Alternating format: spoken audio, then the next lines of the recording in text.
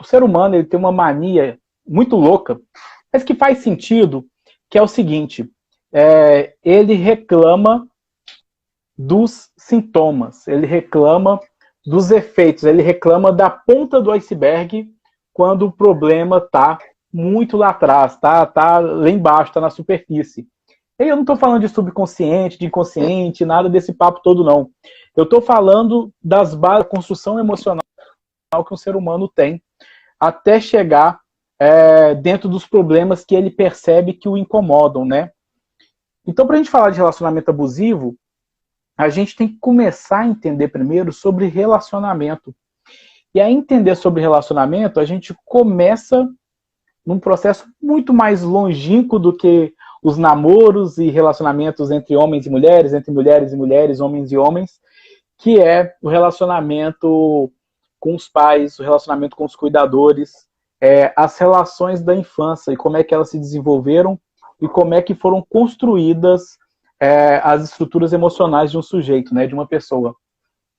E eu falo sobre isso porque eu tenho uma filha de 4 anos e é penoso, é duro, é doído, é dificílimo criar uma criança autônoma. É muito difícil criar uma criança que possa fazer as próprias escolhas, que possa ter autonomia. E a coisa começa, sabe aonde? Principalmente com os meninos também, mas principalmente com as mulheres. E aí, os homens que tiverem demandas aqui nessa live, que estiverem assistindo essa live, mandem suas demandas emocionais também, a gente vai pontuar sobre isso.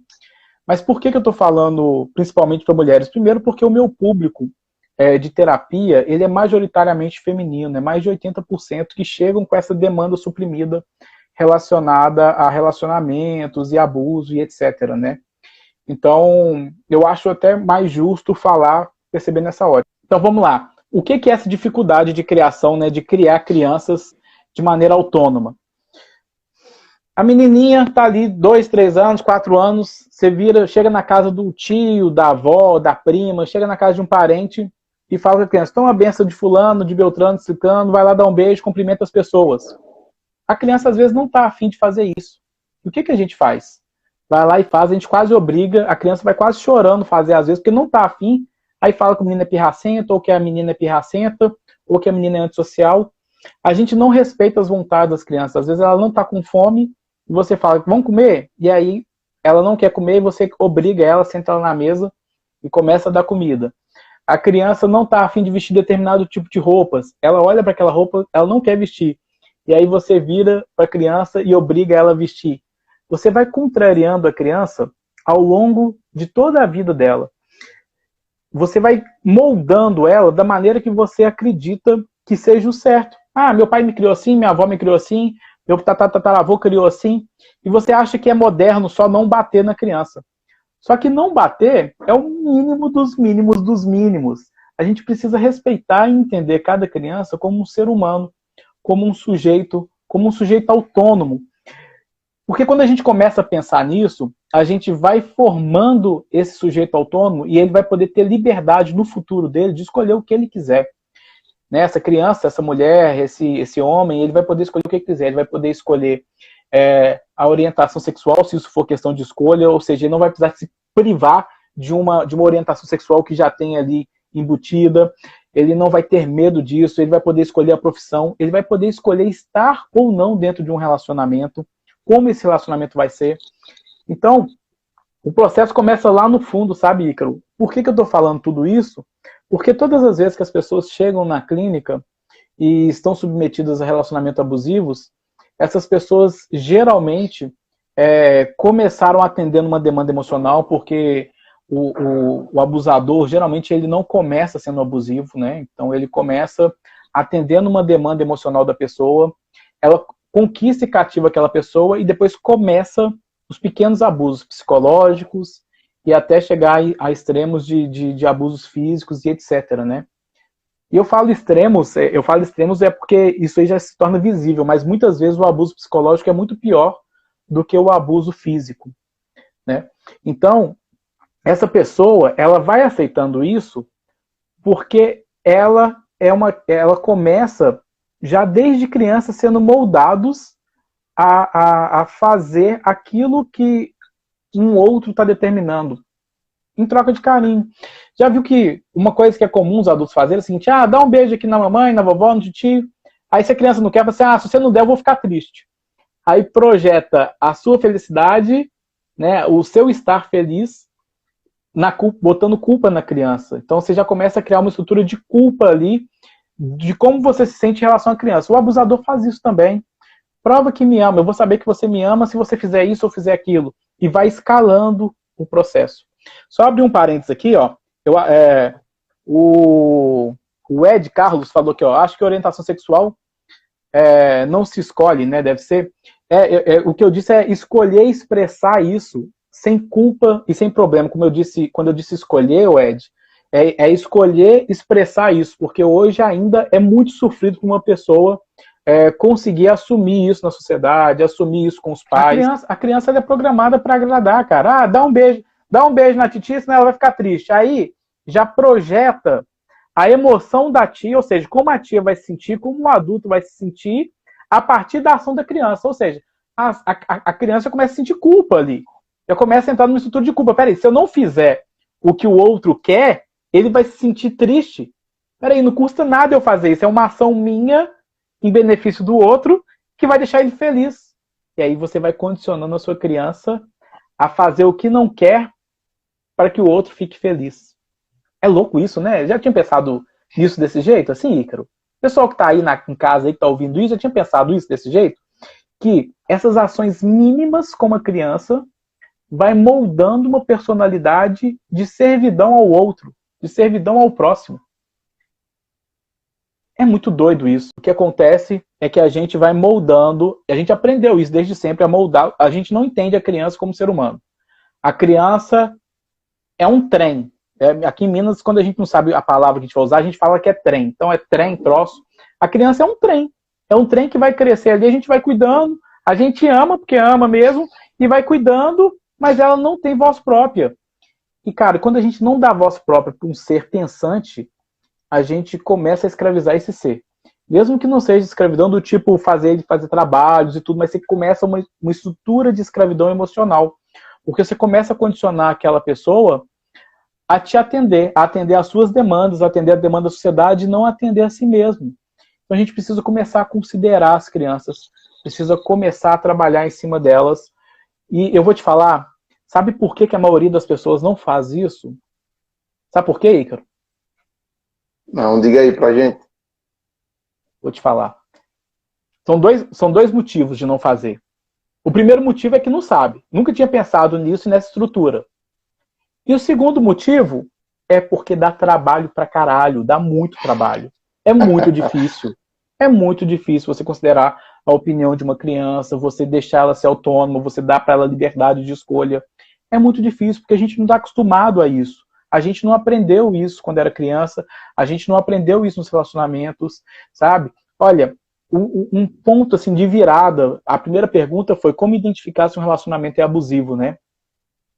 Um ponto de virada para perceber se a pessoa que está com você é abusiva ou não é pedir prova de amor. Prova de amor. Você não me ama, não? Então faz isso. Faz isso, porque senão você não me ama. Isso aí é uma coisa muito simples, né? Parece muito bobo às vezes, porque isso aí é corriqueiro quase. Me dá um beijo aqui. Aí a pessoa não dá o beijo brincando, fazendo uma coisa, então você não me ama. E a gente vai fazendo isso. E isso vai escalando, você vai acostumando com isso, né?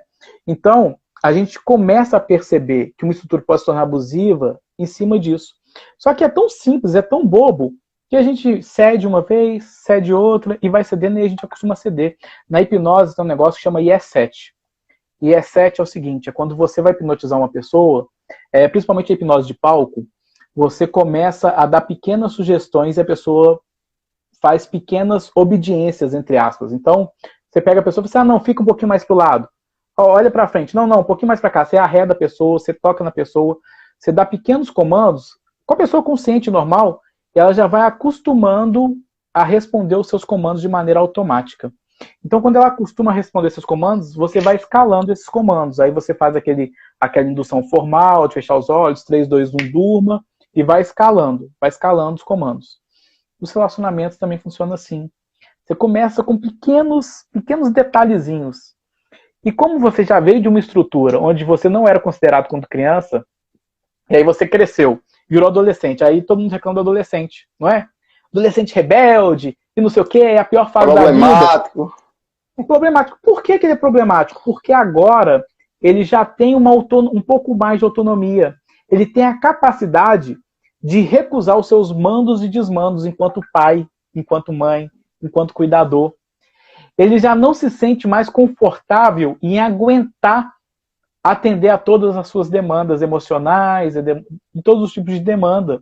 Né? O que mãe mais reclama é que acha que o filho não gosta dela, é que acha que o filho tá muito afastado da família, que não tem muito contato, mas é claro, você não ensinou ele a amar de verdade, você não dedicou a ele um amor verdadeiro, você dedicou uma relação de troca de afeto, uma relação de escravidão emocional. Cara, parece muito pesado, desculpa quem tá aí tá ouvindo isso, é bem pesado isso mesmo, mas a gente precisa acordar para isso, porque só quando a gente aprender a cuidar das nossas crianças é que a gente vai ter adultos equilibrados. E tá muito doido isso, porque cada vez mais a galera tá desequilibrada, Ícaro. Tá uma coisa de louco, cara. Existem vários fatores que estão fazendo isso, estão atrapalhando a estrutura emocional das pessoas, né? O mundo está mais dinâmico, está mais complexo, o número de tarefas, o número de desgaste físico e mental é muito mais alto do que antigamente, né? As relações são mais efêmeras, são mais corridas, você tem o advento da internet, enfim. Você tem uma série de questões que envolvem aí essa estrutura emocional do ser humano hoje. Mas o que a gente percebe é que as crianças estão cada vez mais relegadas e terceirizadas no cuidado doméstico, né? Com certeza.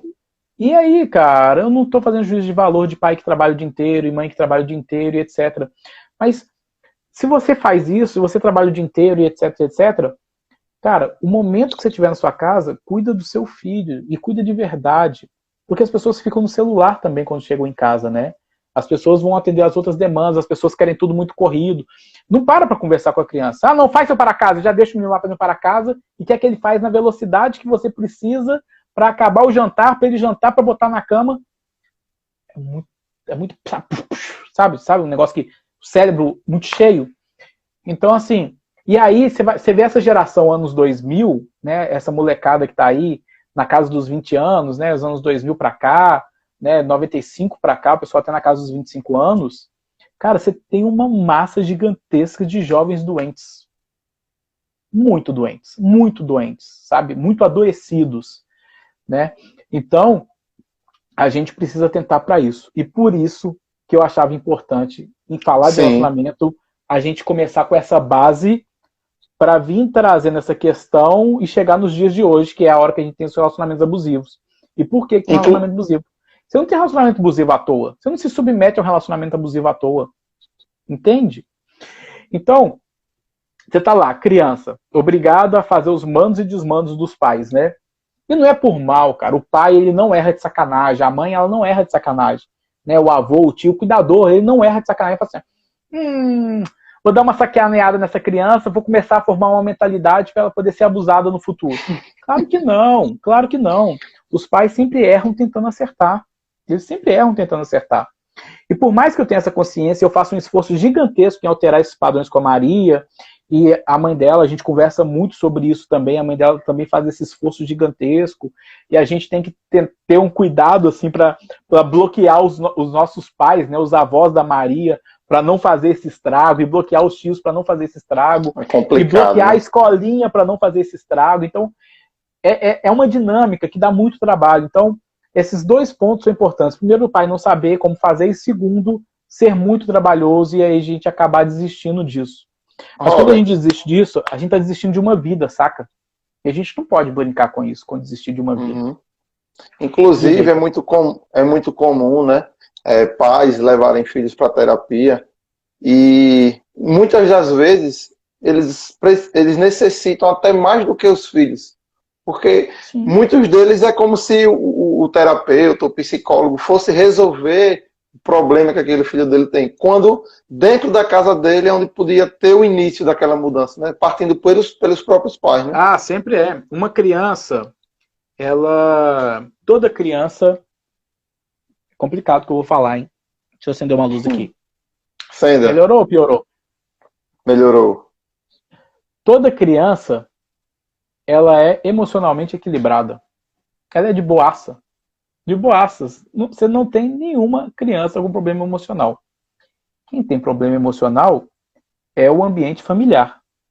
E aí o ambiente familiar atrapalha a vida dessa criança absurdamente. Então, se chega uma criança para fazer terapia, você pode saber que a criança não tem problema. Quem tem problema são os pais, os cuidadores, é a casa, é o ambiente familiar.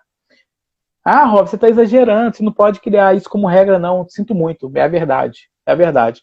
Pega essa criança, tira ele desse ambiente, bota ele num ambiente equilibrado, onde não tem problemas, e você vai ver que você está fazendo mal para o seu filho de alguma forma. Mesmo que seja, você está fazendo mal para o seu filho de alguma forma, mesmo que seja sem querer. Isso acontece. Como eu disse, os pais erram tentando acertar. Então, se chega no consultório uma criança com problema, eu sei que eu tenho que ajustar alguma questão no ambiente familiar. E dá para a gente trabalhar com essa criança, dá para a gente auxiliar essa criança e ensinar ela como reagir melhor às estruturas que vão acontecendo na casa dela, na vida dela, né? Mas o ser humano é um ser biopsicossocial, né? Tem uma estrutura biológica, uma estrutura psíquica e uma estrutura social que forma quem nós somos, né? Então, quando a gente pensa nisso, a gente tem que entender que essa estrutura social está comprometida, né? E aí, com essa estrutura social comprometida, há um comprometimento da estrutura psíquica e certamente, logo, logo, você vai ter um comprometimento da estrutura biológica dessa pessoa, né? Então é isso. E aí, vamos voltar lá, no ponto lá. Aí você tem a criança que está acostumada a ser aquela tolhida o tempo todo e não ser respeitada, vira adolescente, não aguenta mais esses mandos e desmando, começa a rebeldia, e é aí que começa o problema pior. Porque esse adolescente, ele vai se desconectar emocionalmente do ambiente familiar e vai se conectar aos outros ambientes que ele frequenta. Então vai se conectar ao amiguinho, amiguinha, à escola, a grupinhos, e vai se conectar a grupinhos de pares, né? Que estão igualmente afastados do ambiente familiar e sofrendo uma estrutura emocional ali. E aí, geralmente é nessa fase, né, de maior rebeldia, etc., que você conhece o primeiro namorado, que está dentro de uma estrutura, ou a primeira namorada, que está dentro de uma estrutura complicada, e aí você começa a aprender a mitigar esse amor, a mitigar essas migalhas de afeto, porque você está desconectado de outro ambiente afetivo, que é o da sua casa, porque você desconectou por causa da sua rebeldia. Louco isso, né, Ícaro? Você vai vendo que a coisa, ela é um processo que vai ocorrendo. O buraco é mais embaixo, né, Robert? Oi? O buraco é mais embaixo. O buraco é mais embaixo. E aí, Ícaro, esse adolescente ou essa adolescente, ela vai começar a ter as primeiras experiências dela fora de casa, está desconectada e não tem confiança com o ambiente familiar, então não vai falar sobre a primeira estrutura de contato com drogas. E, olha, acreditem, seus filhos terão contato com as drogas. Eles terão. Vai ser muito difícil um adolescente não ter contato com algum amiguinho, e aí não importa qual classe social é, não. Aliás, eu te falo que nas classes sociais mais altas é ainda pior, o acesso é ainda maior. Então não vai falar sobre o primeiro contato com droga, que sejam drogas lícitas ou ilícitas. Pode ser uma cerveja, um álcool, alguma coisa. Você viu o caso do pessoal, daqueles jovens lá no sul, né? Que levou êxtase, levou um monte de coisa, crianças de 12, 13, 14 anos. Né? Teve overdose, teve uma série de coisas lá. E classe média alta. Então, você vai estar desconectado dos seus filhos, então seus filhos não vão trazer as demandas dele, além das demandas emocionais, não vão trazer as outras demandas todas de conhecimento que eles precisam, né? Então, a partir do momento que você está desconectado disso e ele começa a ter outras demandas, ele vai tendo outros pontos de apoio. E aí conhece os primeiros relacionamentos e vai passando essa adolescência toda atabalhoada e essa dificuldade toda. E aí chega, cara, época de vestibular ou época de início da fase adulta. E aí que a coisa se enrosca mais pesado, porque aí vão começar os namoros de verdade, as coisas mais sérias, né? E os relacionamentos que podem se tornar esses relacionamentos abusivos. E a pessoa vai viver aquilo, né? A pessoa que está sofrendo isso vai viver aquilo achando que é normal, achando que é natural, porque ela veio de toda uma estrutura conturbada, de toda uma estrutura pesada, ela vai achar isso normal e vai achar que as migalhas de amor que ela recebe é o que ela merece mesmo, porque algo ela fez errado para a pessoa tratar ela da forma que trata mal. Por quê?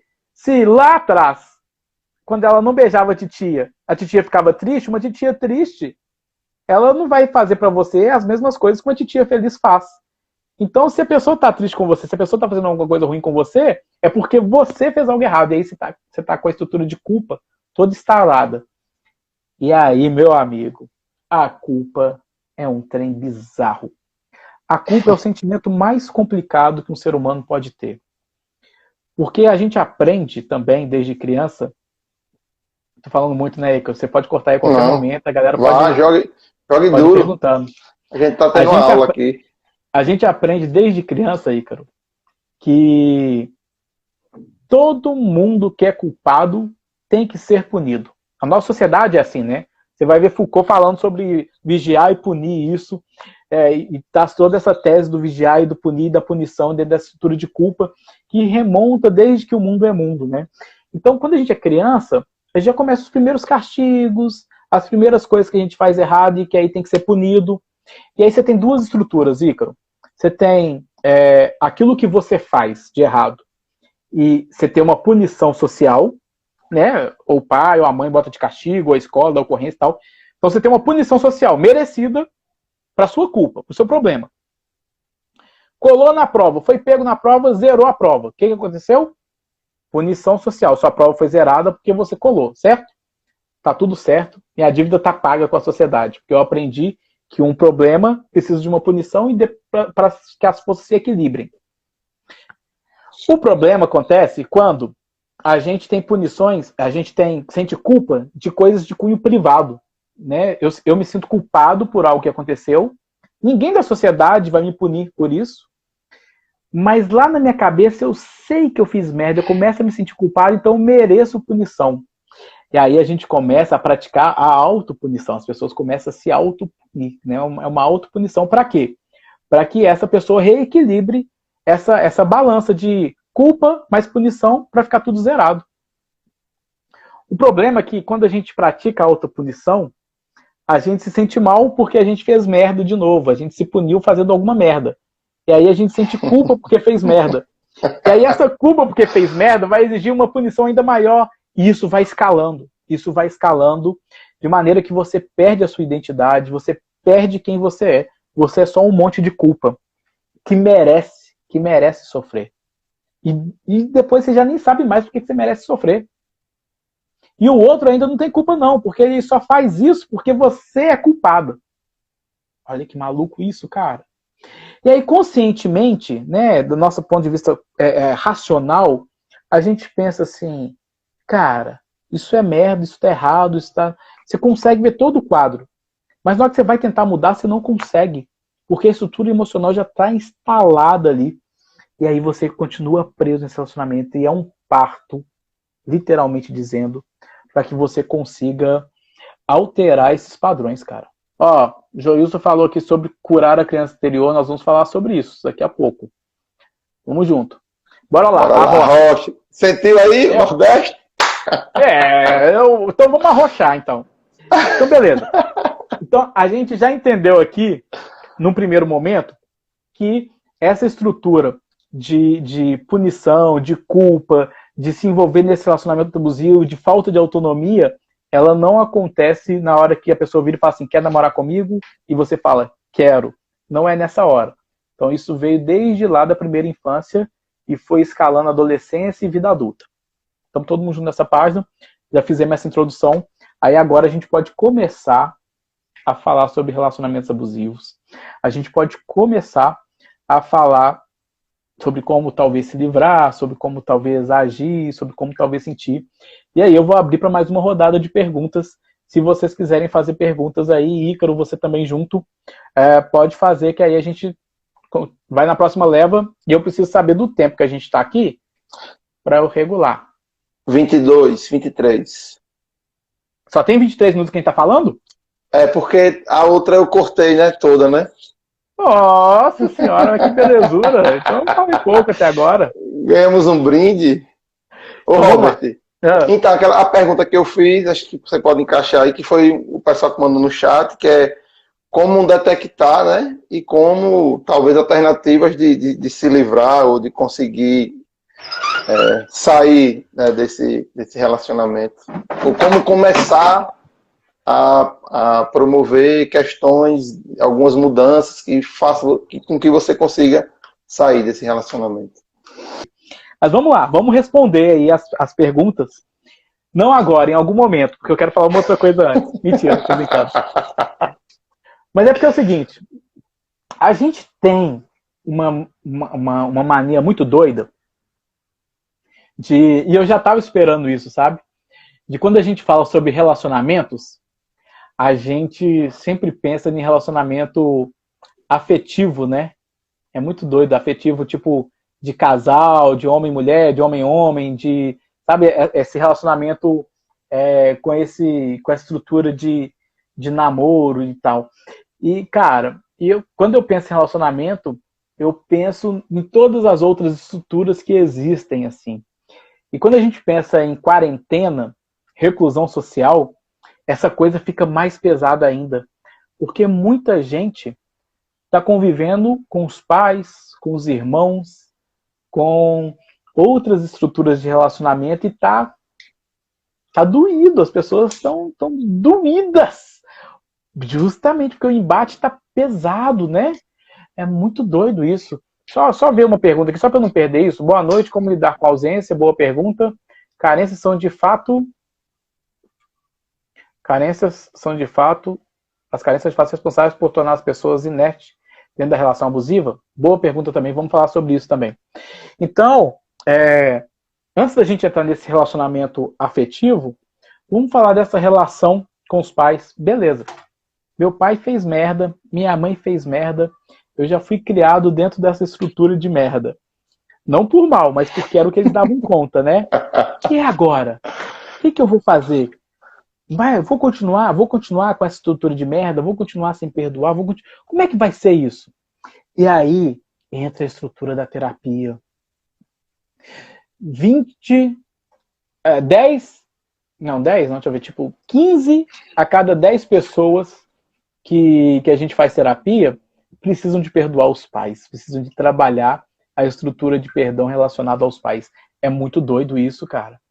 A pessoa chega lá para reclamar do relacionamento abusivo, quer esquecer o ex, e aí ela chora que nem bebê, assim, chora muito, muito, muito, muito, quando começa a falar do pai, ou começa a falar da mãe, e aí você percebe que esse é o problema mesmo, né?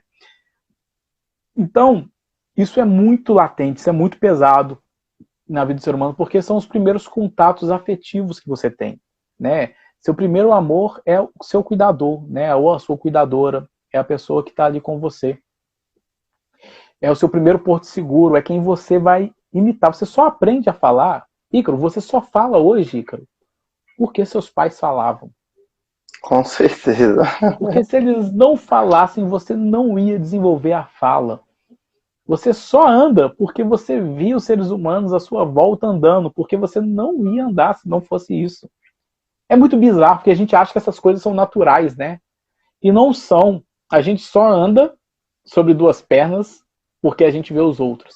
Porque se a gente pegar uma criança e botar num ambiente em que todo mundo anda de 4, essa criança vai andar de 4. Ainda que tenha a possibilidade de ficar em pé de vez em quando, porque a gente tem essa possibilidade. Mas a gente ia deslocar o nosso centro de massa e aprender a andar de outra forma. Isso é muito louco. Então, essa relação com os pais, com os cuidadores, ela é muito íntima e é o nosso primeiro aprendizado de tudo que a gente faz. Então, quando a gente passa por todo esse processo, se separa emocionalmente na adolescência, e agora, né? Seja você adolescente que está aqui vendo a gente, eu sei que você tem um público muito grande de pessoas que estão aí prestando Enem e tal, ou seja você um adulto que precisa estar nesse contato mais íntimo com a sua família agora por causa da quarentena, é um processo de reconhecer, reaprender, reconectar, porque a gente se desconectou dessas pessoas em algum momento. Ainda que você tenha uma boa relação, mas ter uma boa relação é diferente, é que nem quando você namora e você casa. Quando você está namorando, Ícaro, você já namorou, você está casado, você sabe como é que é. Quando você está namorando, é o seguinte, você brigou com a pessoa que você namora, fica com raiva, vai cada um para sua casa. Esfria a cabeça, tem contato com outras pessoas, e aí, no outro dia, você vai ter contato com outra pessoa, dá tempo de você esfriar a cabeça, não é isso? Quando tá casado, Ícaro, não é assim que acontece. Quando tá casado, você tá conversando com a pessoa, aí a briga começa, aí você fala assim, não quero brigar mais. Aí você sai andando e vai pra sala, na esperança de ficar livre. E aí o que a pessoa faz? Ela vai andando atrás de você até na sala falando. Ô, Robert, isso acontece. Eu costumo dizer à minha esposa, brincando aqui, que ó, quando a gente namorava, quem aguentava os estresses era a mãe. Que aí eu ia embora, a mãe ficava em casa com ela. Depois que casa é o contrário, quem aguenta o estresse é a gente e a mãe pega só a parte boa. É isso mesmo. Então, por mais que a gente tenha uma relação boa com essas pessoas ainda, em algum momento a gente fez essa separação. Então essa separação é que nem um namoro. Porque a gente tem toda uma vida fora de casa, de trabalho, de estudo, disso e daquilo, e a gente só reencontra de noite. E tem aquela convivência ali, aquele processo ali, mas aí vai dormir, aí depois no outro dia tem outra relação com outras pessoas, que é essa fase do namoro. A gente encontra e separa, encontra e separa. Agora tá todo mundo dentro de casa. E aí é como se a gente tivesse que casar novamente com essas pessoas que a gente se separou em algum momento, que a gente teve essa cisão. E aí esse embate é dolorido, esse embate é doído, ele é difícil. E aí a gente precisa começar a aprender como se reconectar com essas pessoas. E o primeiro ponto, Ícaro, para a gente se reconectar, é a gente aprender a perdoar de verdade as coisas que rolaram. As coisas que a gente nem sabe que rolaram, sabe? Mas é começar a entender e criar empatia e se colocar no lugar do outro. O que é muito difícil. Eu estou falando isso aqui, mas eu sofro essa dificuldade, eu sei que você sofre essa dificuldade. Nós somos terapeutas, não somos super-heróis, né? Cada um tem a sua batalha interna. E é bom que as pessoas saibam que a gente é humano também, né?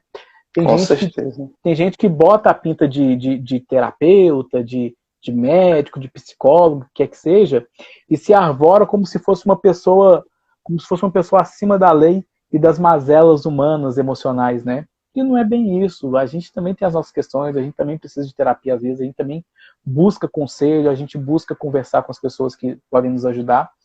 E a gente também tem os nossos embates familiares, né? E o que acontece é isso, a gente precisa aprender a se reconectar com esse nosso passado. E para a gente fazer isso, entra dentro da estrutura que alguém falou ali em cima e que eu cheguei a ler, que é curar essa criança interior. A gente precisa curar essa criança que foi, entre aspas, maltratada, foi tolhida de se expressar, ela foi condicionada a viver de determinada forma e por isso ela foi muito machucada. Então a gente precisa aprender a curar essa criança para que a gente tenha a chance, né, para que a gente tenha a chance de reestruturar o nosso emocional. Porque além dessa base toda do passado, a gente tem todo um presente, tem todo um futuro ainda de demandas, né? E justamente por isso que eu falo a chance, não é a certeza absoluta, tipo, fiz terapia, resolvi essas questões do passado e já tá tudo certo, e eu já sou um super-homem no outro dia, já sou uma super-girl no outro dia. Não é bem isso, né? Então, a gente... É como se... Eu explico sempre assim na terapia. As pessoas acham que o terapeuta, principalmente com o uso da hipnose, Ícaro, e a gente precisa falar isso, as pessoas acham que a gente é mágico. É como se a gente tivesse uma varinha mágica e fosse reprogramar o cérebro da pessoa e essa pessoa ia ficar toda de boas já no outro dia, né? E eu falo que a gente é mais que nem um advogado. Um advogado, ele é assim, você tá preso, tá? E aí a gente consegue trabalhar, fazer uns trâmites ali para te tirar da cadeia. Aí você foi preso, você teve motivo para estar preso. E aí a gente consegue te tirar da cadeia. Quando você sai da cadeia, você tem duas opções. A primeira opção é viver uma vida justa e honesta, mas que é bem difícil, porque você vai ter que ter subemprego, você vai ter que aceitar o preconceito social, você vai ter que ter uma série de questões até conseguir se reerguer e viver a vida que você quer, ou você pode voltar para o mundo do crime, para o mundo da bandidagem. E aí, voltando para o mundo da bandidagem, você corre o risco de ser preso de novo e ter todos os problemas que você tem. Então, um parece ser mais fácil, o outro é muito mais difícil, mas aí é uma questão de escolha. Eu sou só um advogado que te ajuda a ficar livre. Depois que você fica livre, você vai poder escolher o que fazer. Mas a questão, Ícaro, é que antes de mim, antes da minha atuação enquanto advogado, você estava preso. Você não podia escolher nem ir para o morro, nem ter a vida digna. Você não podia escolher nenhum dos dois. O nosso trabalho é de te tirar da cadeia e te mostrar o caminho. E aí você vai poder seguir um ou outro, mas depende única e exclusivamente da pessoa que está fazendo a terapia. Então, Robert, porque imagina aquela pessoa que segue aquele caminho, sempre seguiu, né, Robert? Então você vai ter uma luz ali, mas percorrer o outro caminho vai depender de você. Então tem pessoas que têm essa ilusão. Ah, então resolvi o problema. Não, você tem que ter novas atitudes, novos comportamentos, começar a ter novos hábitos. Não é simplesmente mudei e pronto, está tudo resolvido. Não, e o tempo que você seguiu naquele padrão? Então, sim, requer esforço, né? Justamente. Esforço, amadurecimento neuronal também, porque você está fazendo novas coisas, você está criando novas sinapses, novos objetivos, então, enfim. E aí, por que eu falo isso? Que estão emocionalmente abaladas, que estão presas dentro dessas estruturas emocionais, elas estão justamente isso, presas. Então, elas não têm a opção de seguir nenhum caminho nem outro. Elas estão presas dentro dessa estrutura. E o nosso trabalho é dar essa liberdade de escolha.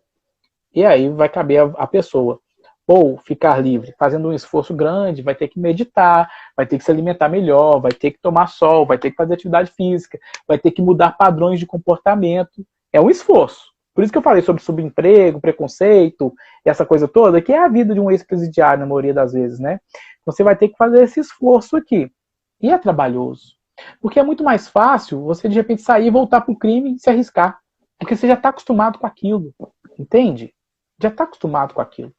Então você já está acostumado com aquela pessoa que, porra, é abusadora e tudo, mas ela me dá os momentos de felicidade. Ah, eu sou viciado em cigarro e tudo, mas, porra, o cigarro me faz os bens, tem minhas benesses. Ah, compulsão alimentar. Enfim, qualquer coisa que você vai tratar, você já está acostumado a fazer daquele jeito. Então você tentar voltar, você voltar para esse padrão, às vezes é mais fácil.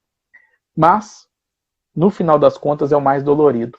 O problema é que nós, seres humanos, não aprendemos a adiar o nosso prazer. Nós não aprendemos a escalar as nossas recompensas. A gente quer sempre tudo muito imediato. E a gente aprende isso desde criança também, mais uma vez. A gente aprende isso desde criança. Então a gente quer tudo para ontem, quer tudo para agora. A gente prefere um prazer imediato do que protelar. Então, você vê pessoas aí com problemas financeiros gigantescos porque não conseguem protelar e comprar o celular depois. Não, já quer o prazer de ter o celular agora. E vai lá e divide no cartão de 1000 vezes. E faz isso. E faz... Você sabe, a gente está acostumada a querer primeiro e depois a gente vê as consequências. E aí dá merda. E é assim também que funciona essas estruturas também emocionais. De repente você aceita um prazer imediato aqui, mas que vai gerar uma culpa e um problema futuro. Um prazer imediato, mais culpa e mais problema futuro. Isso aí vai escalando, vai escalando, vai escalando e vai aumentando. Então é assim que funciona. E aí a gente tem que pensar nessa reconexão com os nossos pares, a gente tem que pensar nesse bem-estar, porque quando a gente aprender isso e a gente estiver bem resolvido nisso, a gente vai conseguir ter uma melhor relação com o outro, e aí a gente vai conseguir impor os nossos desejos e vontades, né? Não impor ao outro os nossos desejos e vontades, mas demonstrar o que a gente quer, o que a gente aceita. Sabe qual que é o grande... Sabe o que eu falo sempre? Eu vejo sempre isso na clínica. As pessoas não gostam de falar não pro outro, né? Não gostam de falar não. Geralmente o abuso ele começa aí, né? Você não fala não para aquela pessoa, porque é prova de amor e etc. Só que toda vez que você fala um sim querendo dizer não, você está falando não para você. É muito doido isso. Você está se fazendo mal, você está se privando de uma felicidade ou de um não sofrimento, que às vezes é sofrido você fazer aquele sim, né? Então, a gente tem que começar a viver de propósito, sabe, Ícaro? Eu vejo que isso é uma falta de conseguir viver de propósito. As pessoas não vivem de propósito, elas vivem. Mas não é de propósito. De propósito é fazer a coisa de propósito. Peraí, eu vou me relacionar com essa pessoa porque eu quero me relacionar com essa pessoa, porque eu tenho esse desejo, porque eu tenho essa vontade, porque vai me acrescentar isso, isso e isso. Eu não topo fazer nem isso, nem aquilo, e tá tudo certo. E se for para ser mesmo um relacionamento para ser bom, tem que ser bom para todo mundo. Saca? É muito doido isso, né? E aí eu vou te falar que as pessoas que sofrem abuso também, elas entram numa relação de satisfação, não porque ficam satisfeitas em ser abusadas, mas elas têm uma relação de satisfação de algo para poder se manter dentro dessa estrutura. Entende? Então são essas pequenas migalhas, são essas coisas, e ela acha que ela só é merecedora só disso. E aí começa o grande mal, aí tem aquela estrutura de culpa que eu já falei, etc. Ô, Robert. E aí eu vou deixar vocês perguntar de novo. É bem interessante, eu estava comentando com a cliente semana passada, porque a estrutura é como você falou, começa um relacionamento assim, né? E ela não perde o convívio com amigos, ela não perde o convívio, se distancia dos familiares, das coisas que ela gosta de fazer de vez. Não. Começa aqui, aí aos poucos ele vai falando uma coisa e ela vai fazendo, vai cedendo, daqui a pouco afunilou. Sim, é. Aí quando a pessoa vai abrir o olho, só existe aquela pessoa. No mundo dela. É isso mesmo. Olha só, quem não me segue, tá aqui em cima, aqui, ó, do lado da cabeça do Ícaro, aqui, ó. Eu vou levantar minha mão e ele vai acompanhar. Acompanha aí, Ícaro, ó. Levantar meu nome, ó. Coloca só. Então, o que acontece? Quem não me segue, vai lá. Eu tenho uma postagem que eu falo sobre isso, sobre relacionamento abusivo. Como é que ele começa, quais são os sinais para ajudar as pessoas a perceber o relacionamento abusivo. É uma postagem azul, eu acho, que tá lá no meio do meu feed. Então, essa coisa ela vai afunilando, cara. E isso é muito real. Né? Porque você nunca começa a namorar um troglodita, né? Um tosco. Você não namora um tosco. Você namora um príncipe. E aí ele vai se tornando um tosco.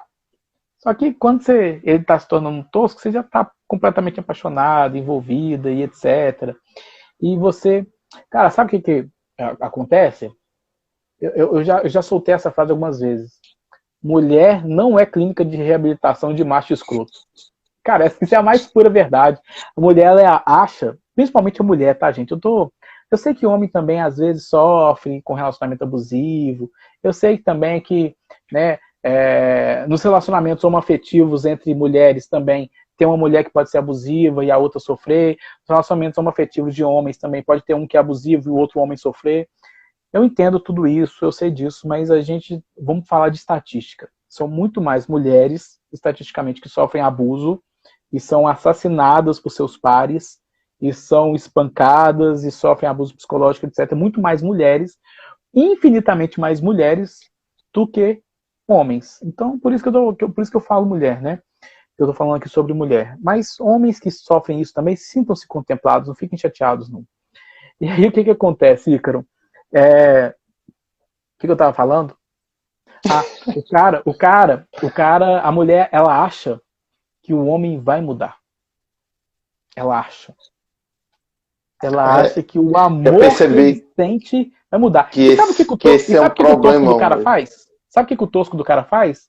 Ele alimenta esse desejo, essa esperança nela. Porque ele faz a merda, depois ele vai todo carinhoso, pede desculpa, muitas vezes, e fala, eu prometo que eu vou mudar. E ele até muda por um tempo, mas depois volta no padrão. Né? Um padrão, Robert. Fazer a pessoa se sentir culpada, né? A pessoa passa por algo ruim e ele ainda consegue manipular a pessoa e ela ainda se sentir culpada por aquilo. Isso aí é o básico. Isso aí é o básico que acontece direto. Mas ainda existe a outra vertente, que é a seguinte.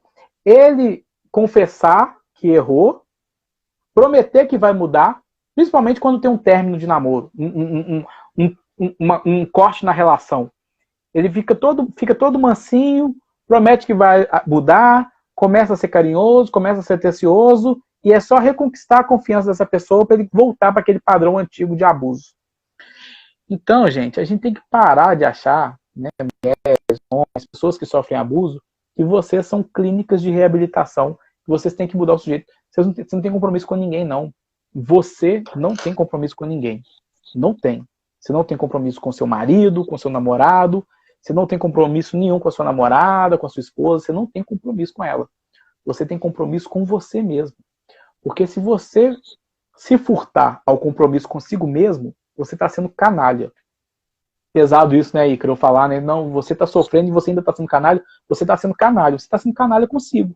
Você não está ocupando seu lugar, seu espaço no mundo. E quando você faz isso, você entrega o que há de pior no mundo, que é uma pessoa que está sendo abusada, de certa forma. Então você não tem que se permitir isso, você não tem que ser clínica de reabilitação, você tem que cuidar de você em primeiro lugar. Você não tem compromisso com mais ninguém além de você. Quando você estiver bem e satisfeita, você está sendo honesta com o mundo, você está sendo honesta consigo mesma, e aí sim você vai estar fazendo para o mundo, entregando para o mundo o seu melhor. O seu melhor não é reabilitar ninguém, sabe? Essa pessoa, ela tem que se cuidar por si própria, ou então pai e mãe que estragaram essa pessoa no passado, ou quem quer que seja. Mas não é seu compromisso, né? Seu compromisso é cuidar de si mesmo no primeiro lugar. Então é basicamente isso que eu sempre tento fazer a pessoa acordar para isso, sabe? Ajudar as pessoas a acordarem para isso. Robert, e quando a pessoa ela reconhece, terminou um relacionamento, reconhece abuso por parte do parceiro, quer sair disso, mas sempre acaba não conseguindo, ou às vezes ela diz que quer, mas na verdade ela queria voltar ao relacionamento. Mas eu sei que uma parte racional dela está querendo se livrar disso. Mas como é que fica? O que é que essas pessoas podem começar a fazer? Cara, é assim, é porque você me conhece, né? Você sabe que eu faço terapia com quem quer fazer terapia. Eu não faço terapia com quem acha que precisa fazer terapia, ou que acha que quer, ou que alguém mandou por causa de algum motivo, né? Então, cara, é muito triste o que eu vou falar, assim. Mas se a pessoa não acordou para a necessidade real de sair desse padrão, a gente não pode fazer nada, sabe? Eu tive uma discussão gigantesca, cara, gigantesca sobre isso com a Valéria, a esposa do Alberto. A gente saiu, tava no bar e tal, tava eu, ela e a Sim, que é uma amiga dela também, esposa do Túlio e tal, e elas são feministas e tal, e eu adoro essas conversas, né? E a Valéria me fez acordar para uma coisa, sabe? Que a mulher, ela não precisa ser salva, sabe? Assim, principalmente nós homens e a galera também, ela não precisa ser salva, como se ela fosse uma donzela indefesa. Eu entendo que tem toda uma estrutura emocional ali, toda uma impossibilidade, uma prisão, um aprisionamento emocional. Mas o despertar e acordar dela é individual, sabe? Ela precisa se salvar. Ela precisa sair dessa estrutura por desejo próprio. E essa busca por ajuda tem que partir dela com sinceridade. E aí, se a pessoa chega no consultório com esse desejo de se salvar, com esse desejo de mudar o próprio padrão, eu vou fazer de tudo para poder ajudar, claro. Mas eu vou ajudá-la a se despertar cada vez mais. Eu não vou dar sugestão para ela largar, nada disso. Eu vou ajudá-la a ter cada vez mais clareza do desejo dela, do que ela quer e quais são os recursos que essa pessoa já tem para poder se livrar desses processos. Entende que essa pessoa ela tem todos os recursos necessários para se livrar desse processo? Não tem nada que eu, Robert, homem com uma vivência totalmente diferente da dela, possa fazer por ela, a não ser orientá-la na própria descoberta, na descoberta dos próprios recursos, na descoberta das próprias mazelas, demandas, problemas e soluções. É o máximo que eu posso fazer. Mas eu não posso nem virar para ela e falar assim, você é forte, você consegue. Porque eu não sei se isso é verdade. Se não for verdade para ela, não adianta eu repetir isso 1 milhão de vezes. Vai ser vazio, vai ser oco. Agora, se por um momento ela falar assim, eu sou esforçada, eu tenho a possibilidade, aí sim eu posso trabalhar em cima disso.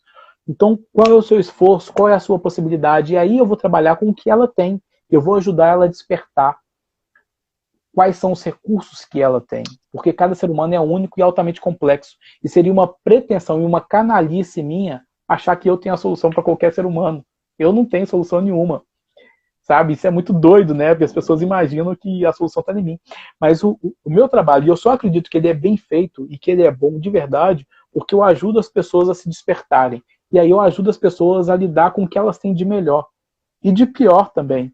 Porque elas precisam entender qual é o problema delas, elas ficam completamente nuas, assim, no sentido escancarado, emocionalmente dizendo, elas ficam completamente abertas e entregues a esse processo de se descobrir. Descobrir as próprias mazelas, descobrir os próprios recursos e ver que os recursos podem sobrepor-se às mazelas e eles podem ser suficientes para mudar o padrão de vida.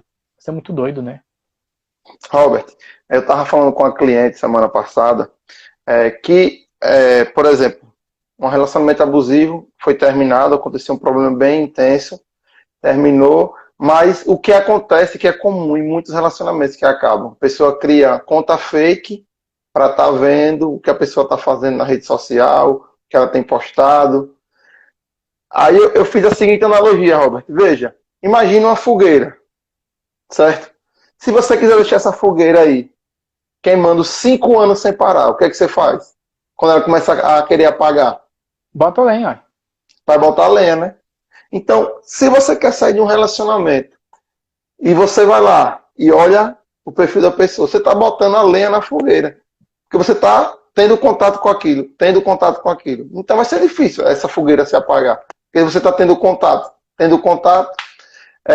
Esses são um dos esforços, né, Robert? Que a pessoa vai ter que fazer. Oi, vai ser falar disso? Porque eu não sei se quem está vendo aqui me segue. Quem não me segue, tá aqui em cima, aqui, assim, ó. Aqui em cima, aqui, ó, continuando minha mão aqui, ó, lá em cima, aqui, ó, do lado da cabecinha do Ícaro ali, ó. Tem uma postagem lá, vermelho. Tá em vermelho no meu feed. Essa é de certeza, né? Assim, essa eu tenho certeza que é vermelha, porque eu fiz ela com muito gosto. A postagem é assim, bloqueia sim, exclui. Cara, eu queria até saber ela certinha aqui para poder falar assim, porque eu não tô lembrando ela eu vou olhar agora aqui. Não, já tô abrindo aqui, Desculpa aí, foi mal.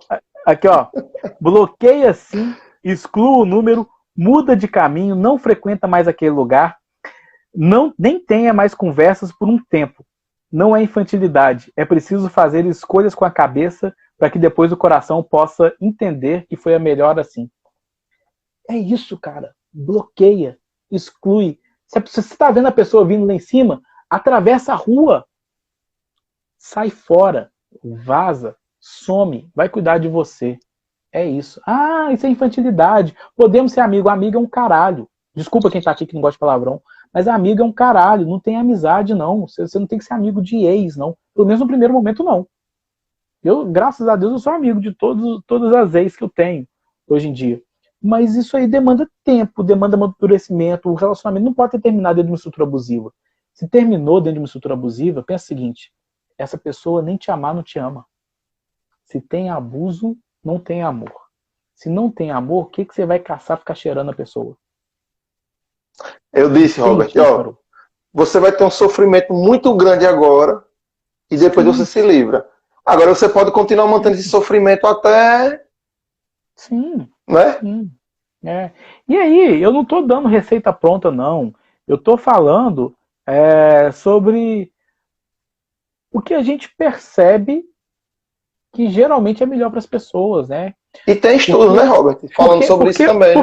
Porque acontece o seguinte, Ícaro, vamos voltar de novo naquela coisa da cadeia, tá? Se você pega um ex-presidiário e bota ele no mesmo ambiente que ele estava, que ele cometeu crimes antes, a chance dele voltar a cometer crimes é 80% maior do que se você colocar ele num outro ambiente. Entende? Ainda vai ter chance de cometer crime se estiver no outro ambiente? Ainda vai ter chance. Mas é muito menor do que aquele ambiente que já está contaminado. O ex é um ambiente contaminado. Mas então, Ícaro, é isso. Eu acho que a gente estava junto nesse lance de bloquear e excluir. E se a gente sai desse ambiente que é contaminado, ou seja, o ex é um ambiente contaminado, a gente tem mais chance de ter sucesso. nesse estabelecimento de uma nova relação.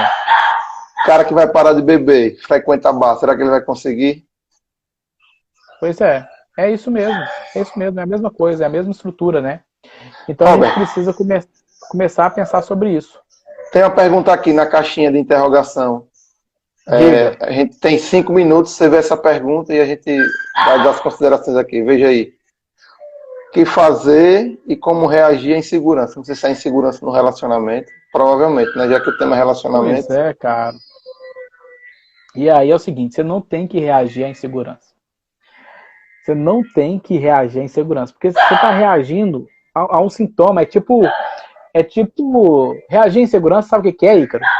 É o seguinte, você tá com uma doença respiratória que faz você soltar muita secreção, né? Catarro mesmo, aquele negócio todo. E aí, reagir à insegurança é que nem você pegar o sabuco de milho e colocar um milho aqui, outro milho aqui, uma rolha aqui, outra rolha aqui, achando que está resolvendo o problema da secreção. Não está resolvendo o problema da secreção. Entende? Então, você não tem que reagir à insegurança, não tem que trabalhar em cima da insegurança, tem que entender por que existe esse padrão de insegurança. De onde que ele surgiu? Quando que ele começou? Ele está acontecendo porque o seu relacionamento, a pessoa que está relacionando com você, tem...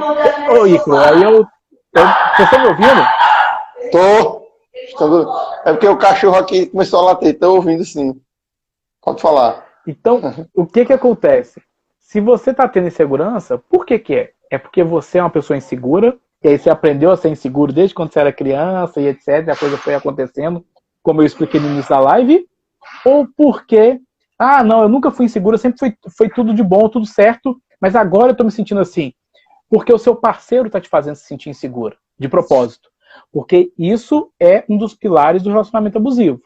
É causar insegurança no parceiro para que ele sinta a necessidade de te atender cada vez mais.